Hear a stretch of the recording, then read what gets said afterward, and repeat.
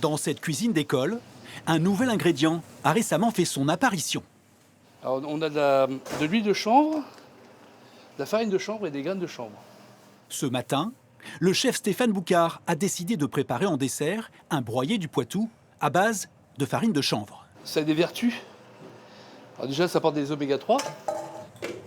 Pour les enfants, c'est des protéines. Moi, j'aime bien la travailler en pâtisserie parce que c'est plus facile de la faire manger en pâtisserie. Après, il y a de l'huile qu'on peut mettre en vinaigrette. Il y a la farine, nous, on a du pain au chanvre. C'est une des applications concrètes de la filière soutenue par Grand Poitiers. Permettre aux petits Poitevins de pouvoir manger mieux.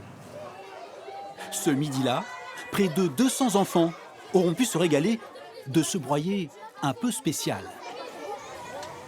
Quant à quelques kilomètres, Jean-Frédéric Granger, lui, est en train de nourrir ses chèvres.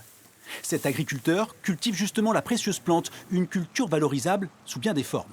Donc on a 3 produits différents. Donc là, après avoir défibré la plante entière, donc on a de la chènevotte, donc on a en sac de 20 kg. Ça, c'est mélangé avec de la chaux. Les maçons font des crépis chaux chanvre.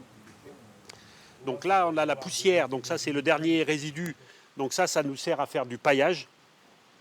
Et après, la laine, la fibre de la plante, la laine est pulsée en isolant, en tant qu'isolant dans les combles.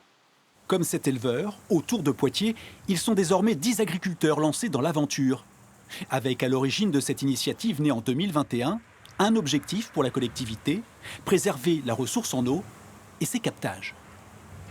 En matière de production d'eau potable, on doit, sur notre territoire, arriver à mettre en œuvre des cultures qui sont moins exigeantes en matière de pesticides. Et le chanvre a cet avantage-là, parce qu'il peut produire suffisamment avec un équilibre économique sans avoir recours à ces pesticides-là. Pour structurer cette filière et pérenniser les débouchés, le volet bâtiment est aussi au centre des préoccupations. Car désormais, le chanvre, utilisé comme isolant, est de plus en plus plébiscité par certains particuliers. Pour Alexia, lors de la rénovation de sa maison, c'était une évidence.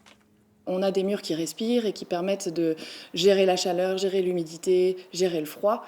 Et en plus, avec un rendu, ça crée quelque chose de très chaud et de très agréable à vivre en fait, à l'intérieur.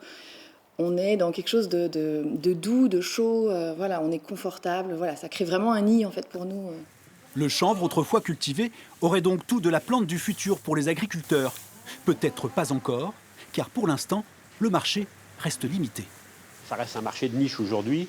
Faut être en phase avec le marché, c'est-à-dire qu'il faut qu'on développe notre production au fur et à mesure que la demande se développe. Et la demande est là, la demande va arriver. Actuellement, la culture du chanvre couvre 37 hectares. À terme, Grand Poitiers en vise 200 pour sa filière.